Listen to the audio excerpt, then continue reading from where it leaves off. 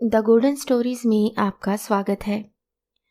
आइए सुनते हैं लेखक मंटो की लिखी कहानी सड़क के किनारे।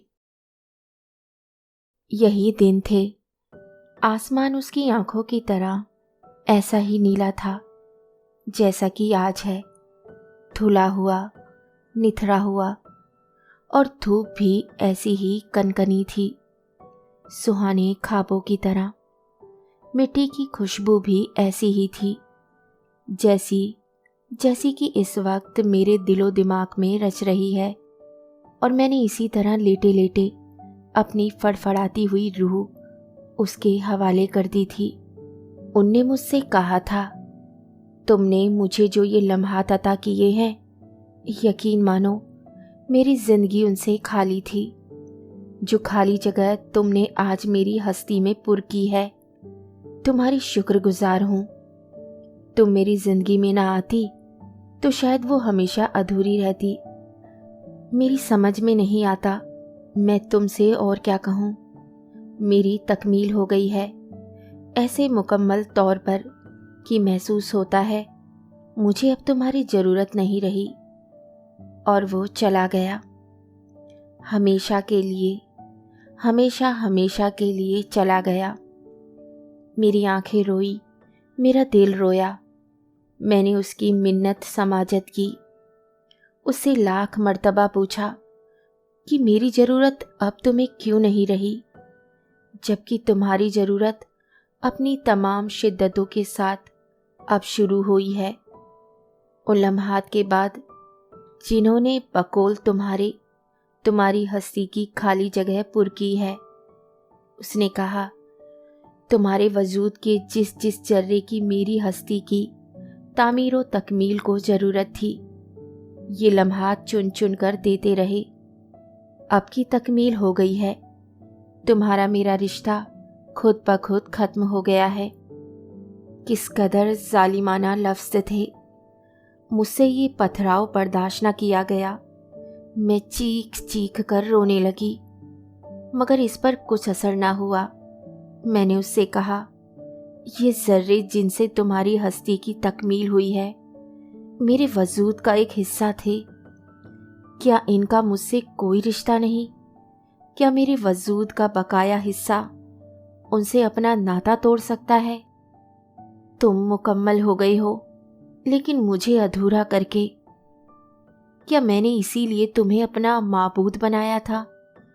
उसने कहा, भोरे फूलों और कलियों का रस चूस चूस कर शहीद कशीद मरते हैं, मगर वो उसकी तलछट तक भी इन फूलों और कलियों के होठों तक नहीं लाते।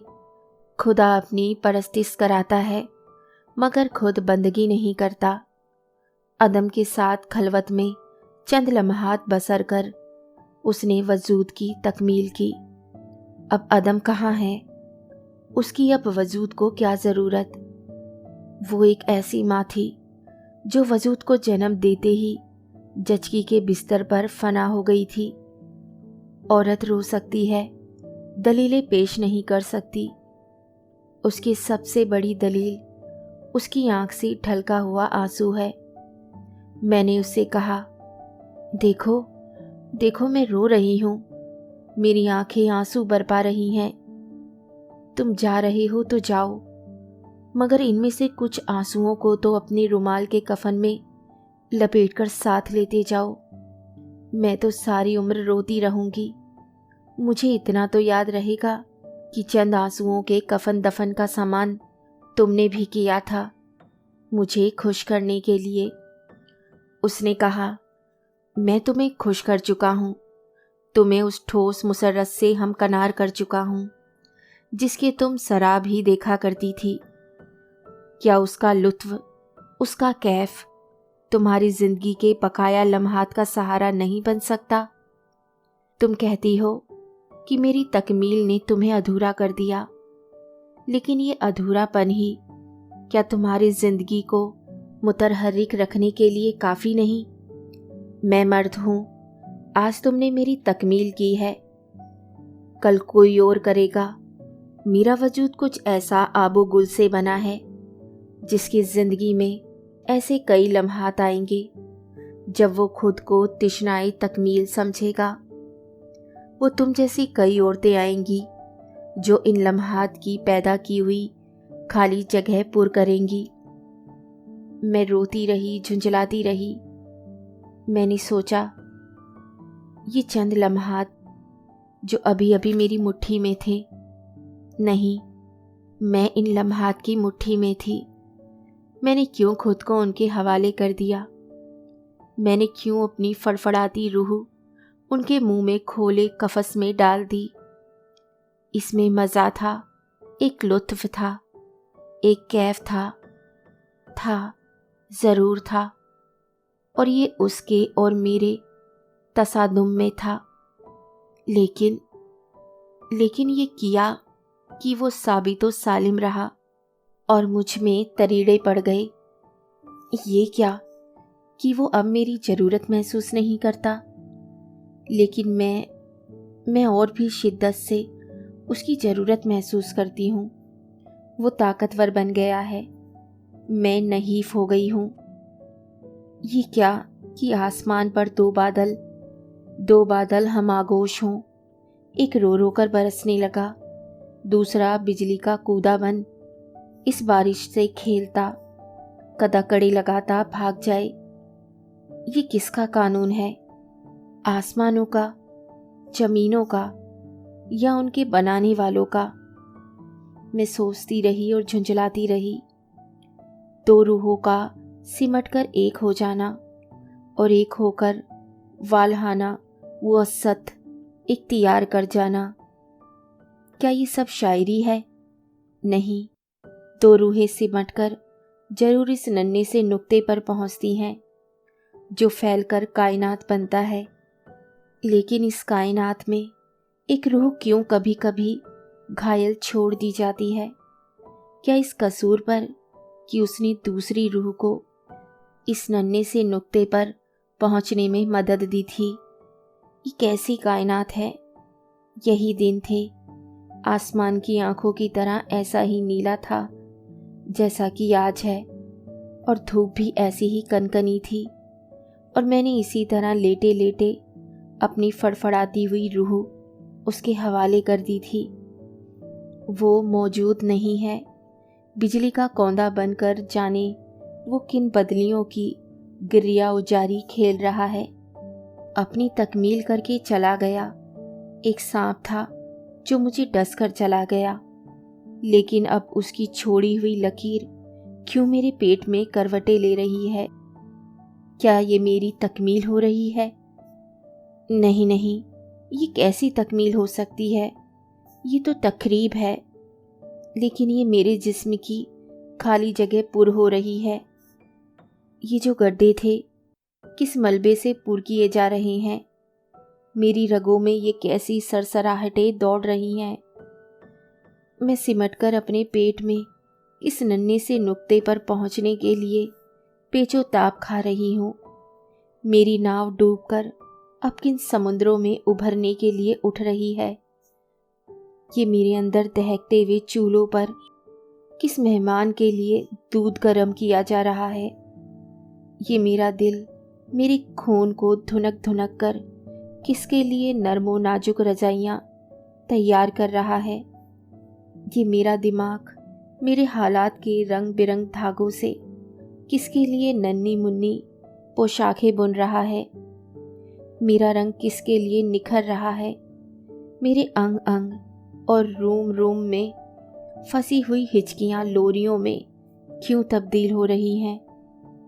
यही दिन थे, आसमान उसकी आंखों की तरह ऐसा ही नीला था जैसा कि आज है। लेकिन ये आसमान अपनी बुलंदियों से उतरकर क्यों मेरे पेट में तन गया है? उसकी नीली नीली आंखें क्यों मेरी रगों में दौड़ती फिरती हैं? मेरे सीने की गोलाइयों में मस्जिदों के मेहराबों जैसी तकदीस क्यों आ रही है? नहीं नहीं, ये तकदीस कुछ भी नहीं। मैं इन मेहराबों को ढह दूंगी। मैं अपने अंदर तमाम चूल्हे सर्द कर दूंगी जिन पर बिन बुलाए मेहमान की खातिर हांडियाँ चढ़ाई हैं। मैं अपने ख्यालात के तमाम रंग बिरंगे धागे आपस में उलझा दूंगी। यही दिन थे। आसमान उसकी आंखों की तरह ऐसा ही नीला था जैसा कि आज है। लेकिन मैं वो दिन क्यों याद करती हूँ जिनके सीने पर से वो अपने नक्शे कदम भी उठाकर ले गया। लेकिन ये नक्शे कदम किसका है, ये जो मेरे पेट की गहराइयों में तड़प रहा है? क्या ये मेरा जाना पहचाना नहीं? मैं उसे खुरच दूंगी, उसे मिटा दूंगी। ये रसूली है, फोड़ा है, बहुत खौफनाक फोड़ा। लेकिन मुझे क्यों महसूस होता है कि ये फाहा है। फाहा है तो किस जख्म का? उस जख्म का जो वो मुझे लगाकर चला गया। नहीं, ये तो ऐसा लगता है किसी पैदाइशी जख्म के लिए है, ऐसे जख्म के लिए जो मैंने कभी देखा ही नहीं था, जो मेरी कोख में जाने कब से सो रहा था। ये कोख क्या है? फजूल की मिट्टी की हंड कलैया, बच्चों का खिलौना। मैं इसे तोड़ फोड़ दूंगी। लेकिन ये कौन मेरे कान में कहता है ये दुनिया एक चौराहा है, अपना भांडा क्यों इसमें फोड़ती है? याद रख, तुझ पर उंगलियां उठेंगी। उंगलियां उधर क्यों ना उठेंगी जिधर वो अपनी हस्ती मुकम्मल करके चला गया था। क्या इन उंगलियों को वो रास्ता मालूम नहीं? ये दुनिया एक चौराहा है, लेकिन उस वक्त तो वो मुझे एक चौराहे पर छोड़कर चला गया। इधर भी अधूरापन था, उधर भी अधूरापन, इधर भी आंसू, उधर भी आंसू। लेकिन ये किसका आंसू मेरे सीप में मोती बन रहा है? ये कहाँ बंधेगा? उंगलियां उठेंगी जब सीप का मुंह खुले और मोती फिसलकर बाहर चौराहे में गिर पड़ेगा, तो उंगलियां उठेंगी, सीपी की तरफ भी और मोती की तरफ भी। और ये उंगलियां सपोलियां बन बनकर उन दोनों को डसेंगी और अपने जहर से उनको नीला कर देंगी। आसमान उसकी आंखों की तरह ऐसा ही नीला था जैसा कि आज है। ये गिर क्यों नहीं पड़ता? वो कौन से सुतून है जो उसको थामे हुए है? क्या उस दिन जो जलजला आया था वो इन सुतूनों की बुनियादें हिला देने के लिए काफी नहीं था? ये क्यों अब तक मेरे सर के ऊपर इसी तरह तना हुआ है? मेरी रूह पसीने में गर्क है, इसका हर मसाम खुला हुआ है। चारों तरफ आग दहक रही है, मेरे अंदर कठाली में सोना पिघल रहा है। धोकनियां चल रही हैं, शोले भड़क रहे हैं। सोना आतिश फिंसा पहाड़ के लावे की तरह उबल रहा है। मेरी रगों में नीली आंखें दौड़ दौड़ कर हाफ रही हैं। घंटियां बज रही हैं। कोई आ रहा है। बंद कर दो किवाड़। कठाली उलट गई है, पिघला हुआ सोना बह रहा है। घंटियां बज रही हैं, वो आ रहा है। मेरी आंखें मूंद रही हैं। नीला आसमान गदला होकर नीचे आ रहा है। ये किसके रोने की आवाज है? उसे चुप कराओ। उसकी चीखें मेरे दिल पर हथौड़े मार रही हैं। चुप कराओ, उसे चुप कराओ। मैं गोद बन रही हूँ। मैं क्यों गोद बन रही हूँ? मेरी बाहें खुल रही हैं। चूल्हों पर दूध उबल रहा है। मेरे सीने की गोलाइयाँ प्यालियाँ बन रही हैं। लाओ इस गोश्त के लोथड़े को मेरे दिल के धुनके हुए खून के नर्म गालों में लेटा दूं। मत छीनो उसे। मुझसे जुदा ना करो। खुदा के लिए मुझसे जुदा ना करो। उंगलियां उठने दो उंगलियां। मुझे कोई परवाह नहीं। ये दुनिया चौराहा है। फूटने दो मेरी जिंदगी के तमाम भांडे। मेरी जिंदगी तबाह हो जाएगी। हो जाने दो। मुझे मेरा गोश्त वापस दे दो। मेरी रूह का टुकड़ा मत छीनो। तुम नहीं जानते ये कितना कीमती है। ये गोहर है जो मुझे उन चंद लम्हात ने अता किया है। उन चंद लम्हात ने जिन्होंने मेरे वजूद के कई जर्रे चुन चुन कर किसी की तकमील की थी और मुझे अपने ख्याल में अधूरा छोड़ के चले गए थे, मेरी तकमील आज हुई है।